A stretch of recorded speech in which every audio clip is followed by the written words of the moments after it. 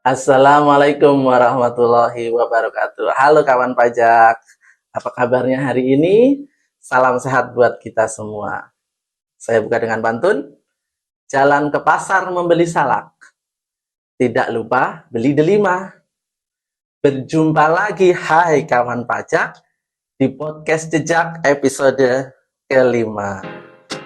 Ya, kawan pajak semuanya, podcast Jejak atau Jelajah Pajak yang diadakan oleh KPP Pratama Jakarta Grogol Petamburan ini adalah sarana komunikasi atau obrolan untuk menyampaikan hal-hal terkait di bidang perpajakan, mulai dari aturan, pelaksanaan aturannya, pengawasan perpajakan, bahkan sampai ke penegakan hukum di bidang perpajakan.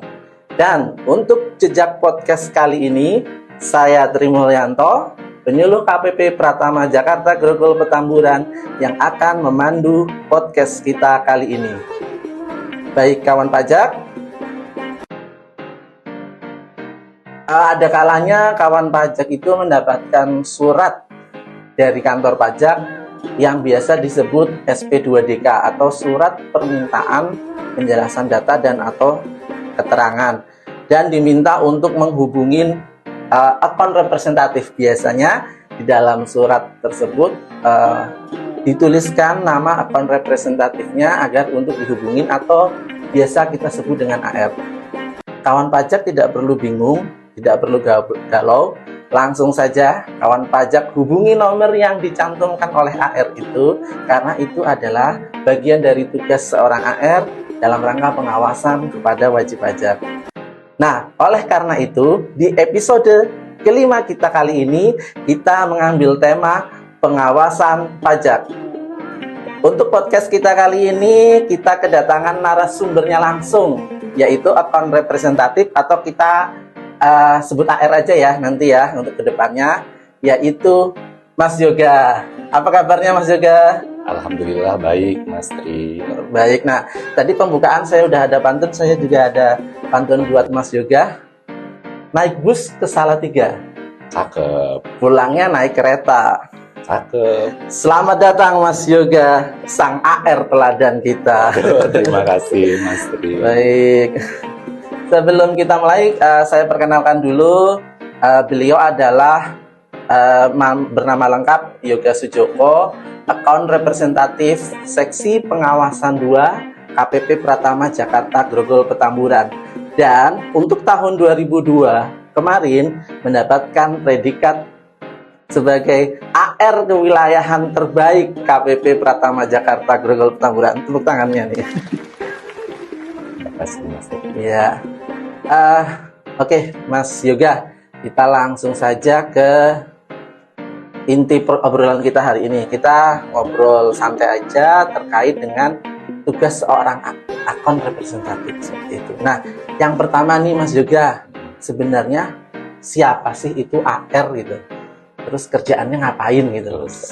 Ya, silakan Mas Yoga. Oke, baik Mas Tri. Jadi AR itu ya pegawai di Direktorat Jenderal Pajak yang memang punya tugas dan fungsi pokok untuk melakukan pengawasan kewajiban perpajakan dari wajib pajak. Oke, baik.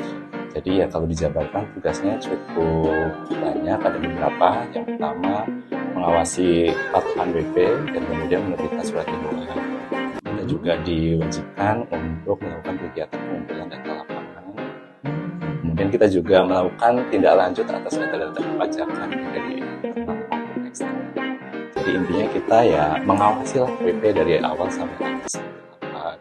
Oke, Termasuk kepatuhan formalnya bagaimana, kemudian kepatuhan materialnya, substansinya juga kita awasi. Garis besarnya seperti itu, Mas Oke, Tri. garis besarnya berarti mengawasi. Nah, dalam rangka mengawasi wajib pajak itu kan, wajib pajak itu sering menerima SP2DK. Nah, itu tuh yang seperti apa sih Mas juga SP2DK itu, terus nanti prosesnya itu seperti apa? Jadi terkait dengan SP2DK ini. Baik ya, memang Mas Ri, kalau WP dapat SP2DK itu langsung tiba-tiba bilang, oh ini saya dapat surat cinta dari HPP. Iya, biasanya tuh wajib pajak itu menyebutnya surat cinta itu SP2DK. Nah, SP2DK ini tuh yang apa sih gitu? Baik, barang apa ya? Barang apa? Iya. Ya memang itu adalah surat cinta, Mas Ri. Bukti cinta kita terhadap Oh iya, bukti cinta karena kita sayang, karena kita cinta kepada wajib pajak, kita kirim surat ya. Betul. Jadi memang Mas Ri, secara filosofis wajib pajak itu kan kita menganut sistem self assessment ya. Wajib pajak itu diharuskan menghitung, memperhitungkan, membayar dan kemudian melaporkan kewajiban perpajakan yang terutang. Nah, di sini juga wajib pajak harus menyampaikan, seharusnya ya, menyampaikan SPT secara benar, lengkap dan jelas gitu. Jadi intinya adalah sebenarnya wajib pajaknya dulu yang harus menyampaikan SPT dengan benar, lengkap dan jelas. Nah, di sini DJP melakukan fungsi pengawasan gitu dari SPT-SPT yang masuk itu, dari data-data yang masuk kemudian ditandingkan dengan data eksternal, penyandingan. Nah, itulah yang nanti akan kita konfirmasikan atau kita klarifikasikan terhadap wajib pajak. Jadi ini adalah bukti sayang kita gitu, agar wajib pajak bisa melaksanakan kewajiban perpajakannya dengan benar gitu. Jadi kita sentil terlebih dahulu sebelum kita lakukan tindakan-tindakan yang lebih mengarah kepada tindakan penegakan. Jadi fungsinya hanya mengingatkan gitu loh. Ini loh wajib pajak ada data ini, dari data matching ini ada data-data yang harus diklarifikasi. Nah, inilah yang kita sampaikan kepada wajib pajak dalam bentuk SP2DK tersebut. Jadi memang surat cinta beneran nih ya, karena intinya mengingatkan wajib pajak terhadap kewajiban perpajakan yang harus dilakukan. Betul itu karena kan undang-undang sendiri sudah mengamanatkan ya Mas ya, bahwa wajib pajak itu ada beberapa kewajiban yang harus dipenuhi karena sudah NPWP, ya berarti ya kewajibannya harus dipenuhi. Seperti itu. Jadi ya memang ya manusia termasuk wajib pajak kan juga tempatnya salah dan lupa ya. Mungkin dalam melaporkan penghasilannya, melaporkan konsepnya, melaporkan semua biayanya, barangkali ada yang terlupa atau terlambat merasa tersebut. Nah, di sisi lain DJP juga punya data atas kewajiban perpajakan WP tersebut, entah itu dari data pembayaran, data pelaporan, atau data yang dilaporkan oleh lawan transaksi. Dan jika ada yang miss itu, kita ingatkan kembali ke wajib pajak. Oh ini loh, ada yang terlewat seperti itu. Oke Mas, jadi itu surat cinta ya. Tadi saya tegaskan lagi ya, surat cinta. Nah, kriteria wajib pajak seperti apa sih yang kita kirim surat seperti itu ya Mas ya. Yang kita kirim surat seperti itu, wajib pajak yang bagaimana, apakah wajib pajak yang patuh atau yang kurang patuh atau yang seperti apa, seperti itu. Baik Mas, memang kalau untuk siapa sih subjek yang bisa di SP2DK, nah, di sini kan DJP sudah punya sistem informasi big data ya Mas ya. Ada data internal, kemudian data eksternal, pengolahan data dari pihak ketiga, semuanya itu sudah diolah sedemikian rupa oleh sistem informasi DJP. Jadi nanti ada kriteria WP yang memang kepatuhannya bagus atau masih yang perlu ditingkatkan lagi. Nah, biasanya kalau yang kita SP2DK yang memang masih kategorinya itu kepatuhannya masih perlu diperbaiki lagi gitu Pak. Baik, kepatuhannya kita anggap rendah lah ya, seperti itu ya. Kemudian juga dari matching data, jika ada data-data yang besar yang belum dilaporkan oleh wajib pajak, misalkan data rekening ya Mas ya, kita juga dapat data dari pihak ketiga seperti itu, ya kita klarifikasikan ke wajib pajak. Jadi saya simpulkan di sini ya, yang prioritas dulu ya, yang prioritas itu kan berarti yang kepatuhannya rendah atau sedang gitu Mas ya. Kalau untuk yang kepatuhan tinggi mungkin hanya di telepon aja gitu ya Mas, di chat-chat aja. Disuluh oleh Mas Tri sudah kepatuhannya tinggi ya. Oke, baik seperti itu. Nah, tadi Mas juga sudah sempat menyinggung sumber datanya itu dalam rangka melakukan pengawasan ini. Nah, bisa lebih diperjelas lagi Mas, sumber data apa aja sih? Karena kan kadang-kadang wajib pajak saya udah bener kok, ini saya lapornya juga udah bener, saya bayar pajaknya udah bener, tapi kenapa kadang-kadang selalu merasa dianggap salah seperti itu. Jadi mungkin dari kita ini kan punya data-data ya tadi seperti Mas Yona, mungkin bisa lebih diperjelas lagi data pembandingnya atau data sumbernya dalam rangka melakukan pengawasan terhadap wajib pajak ini. Kalau sumber data sendiri sebenarnya ada dua ya Mas. Pertama data dari internal, data yang disampaikan oleh wajib pajak itu sendiri gitu, baik dari SPT-nya ataupun dari pembayarannya. Kita matchingkan dulu antara pembayaran sama pelaporannya klop atau tidak. Kemudian data internal lainnya yaitu data yang dilaporkan oleh lawan transaksinya.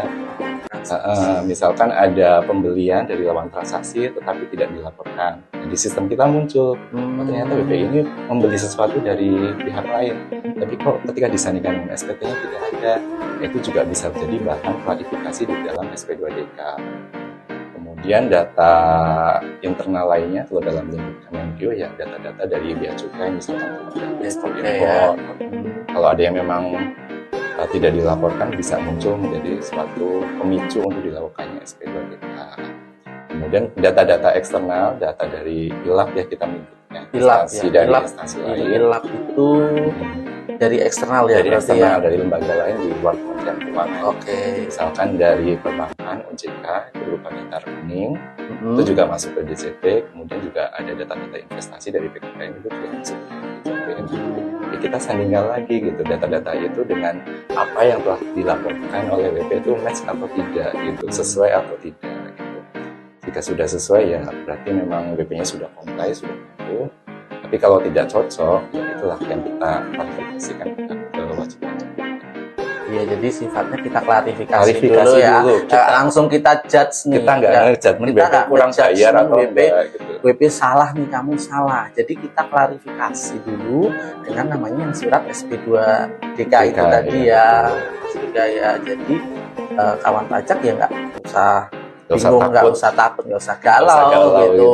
Seperti itu, tinggal dijawab klarifikasinya, dijelaskan sejelas-jelasnya, karena kan sekarang kan keterbukaan informasi ya, seperti itu ya. Jadi Direktorat Jenderal Pajak sendiri pun sudah melakukan beberapa kerjasama dengan instansi yang di luar Kementerian Keuangan juga, seperti tadi Mas Yoga bilang, nggak cuma BKPM, nggak cuma OJK, kita banyak menerima data-data juga dari pihak eksternal ya. Jadi ada ya kementerian-kementerian terutama ya Mas Yoga ya, kementerian-kementerian di bidang terkait ya, misalnya Kementerian Perdagangan, Kementerian BPN, ATR itu ya, seperti itu terkait dengan ya itu kan investasi ya, karena BPN kan investasi terkait di bidang perumahan, perdagangan ya terkait dengan perdagangan. Dan selain pemerintah juga dengan pihak swasta juga ya, swasta, BUMN seperti itu juga kita bisa mendapatkan data-data seperti itu. Nah Mas Yoga, kan sudah dapat data nih tadi ya, data-data itu proses penelitian AR sampai nanti wajib pajak menjawab jawabannya itu bagaimana sih Mas prosesnya di back office-nya nih? Back office-nya ini penelitian yang dilakukan di back office-nya itu seperti apa? Untuk penelitiannya sendiri ya berdasarkan data itu ya kita analisis lagi ya Mas ya. Kita cleansing lagi sampai benar-benar data itu kita sampaikan ke wajib pajak. Nah, untuk SP2DK sendiri itu untuk penyampaiannya ya Mas ya, kita bisa mengirimkan melalui pos atau ekspedisi, kemudian bisa juga disampaikan secara langsung melalui visit. Visit ya, jadi di visit ya, datang ke lokasi tempat usaha kegiatan wajib pajak. Atau WP-nya kita undang ke KPP untuk bertemu dengan AR untuk menerima SP2DK. Ada jangka waktunya Mas Tri untuk SP2DK SP2DK ada jangka waktunya ya. Tanggapannya diatur itu 14 hari sejak SP2DK disampaikan kepada wajib pajak atau diterima. Baik, jadi memang ketika mendapatkan SP2DK ya harus dijawab, karena itu baru klarifikasi. seperti itu, karena memang ada jangka waktunya. Sebisa mungkin setelah menerima surat dari kantor pajak atau kita AR ini, segera untuk melakukan klarifikasi atau konfirmasi ke AR yang bersangkutan. Mas Yoga, ini WP kan harus menjawab itu. Nah, yang harus dipersiapkan oleh wajib pajak untuk menjawab surat itu, dan siapa sih yang harus menjawab atau mengklarifikasi surat SP2DK yang dikirim oleh KPP? Oke, Mas Tri. Baik, di sini saya pesan sedikit ya. Jika kawan pajak menerima SP2DK, wajib hukumnya untuk ditanggapi atau dijawab ya. Jangan dicuekin begitu aja atau langsung diarsipkan. Ingat ya, wajib dijawab. Ya, wajib dijawab. Jangan dicuekin lah intinya ya. Ya, yang harus dipersiapkan yang pertama ya meneliti kembali kebenaran data-data yang dituangkan di dalam SP2DK. Nah, biasanya Mas Tri, kita membuat SP2DK itu by point per point. By point per point, oke. Ada klarifikasi datanya, poin per poin. Misalkan satu adalah ada selisih pembelian, kemudian yang kedua ada biaya yang tidak bisa dibebankan, dan sebagainya. Nah, silakan kawan pajak meneliti kembali kebenaran data-data itu melalui bukti-bukti transaksi yang ada. Pertama, persiapan itu dulu. Nah, kemudian siapa yang harus menanggapi? Yang pertama adalah wajib pajak itu sendiri. Oh, jadi harus langsung wajib pajaknya pajak. Ya. Nah, kalau ini wajib pajaknya, mohon maaf, kadang-kadang di luar negeri atau sedang tidak ada di tempat, itu sebenarnya kan ada batas waktu nih tadi katanya. Itu gimana, Mas? Nah, itu bisa dikuasakan kepada kuasa wajib pajak ya. Berarti sesuai dengan ketentuan yang ada yang mengatur tentang kuasa wajib pajak. Ya, baik, berarti harus dikuasakan. Ya pasti dengan surat kuasa ya, dengan surat kuasa yang harus dibuat oleh wajib pajak itu sendiri ya, Mas. Jadi dapat ya, boleh ya, nggak harus wajib pajaknya, tapi bisa dikuasakan oleh wajib pajak. Nah, ingat ya kawan pajak, tadi pesan dari Mas Yoga agar jangan dicuekin kalau mendapat SP2DK. Segera lakukan konfirmasi, silahkan telepon terlebih dahulu nomor telepon yang ada di dalam surat SP2DK. Iya. Kan kita berbalas kan sangat seneng ya. Iya, betul sekali. Kalau dicuekin kan kita juga jadi merana ya. Iya, sedih ya, Mas ya. Ya, artinya kita juga ingin menjalin komunikasi yang baik ya. Sedapat mungkin kawan pajak segera menghubungi AR yang bersangkutan yang tercantum dalam SP2DK. Ya. Kita nggak galak kok, kita nggak menekan gitu. Ya, kita saling komunikasi aja dengan baik. Oke, saya rasa obrolan kita hari ini cukup sampai di sini dulu aja, Mas Yoga. Nanti lain kali jika ada kesempatan kita sambung kembali. Kami ucapkan terima kasih atas waktu yang sudah diluangkan oleh Mas Yoga di tengah-tengah kesibukannya dalam melaksanakan tugas sehari-hari ini, Mas Yoga. Sekali lagi terima kasih, Mas Yoga. Terima kasih, Mas Tri. Mohon maaf kalau ada salah kata. Oke, kawan pajak semuanya, demikianlah jejak podcast kita kali ini. Sebelum saya tutup, saya ada pantun penutup lagi nih. Membeli tomat di pasar minggu. Cakep. Pajak kuat, Indonesia maju. Sekian dari kami. Terima kasih atas perhatiannya. Assalamualaikum warahmatullahi wabarakatuh. Terima kasih kawan pajak. Jadi kawan pajak, ingat ya tadi SP2DK-nya harus ditanggapi, dikonfirmasi ulang oleh wajib pajak. Karena untuk tindak lanjutnya sendiri ada beberapa hal. Yang pertama, jika datanya benar dan sudah terklarifikasi, silakan wajib pajak melakukan pembetulan dan pembayaran. Cash selesai, cash close gitu.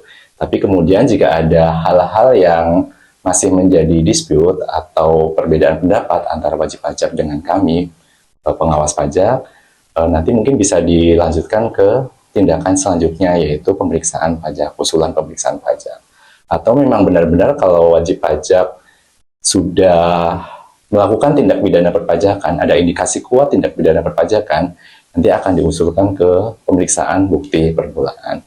Jadi ingat ya, kawan pajak, kooperatif, kemudian sampaikan secara benar, transparansi, insya Allah semuanya akan beres.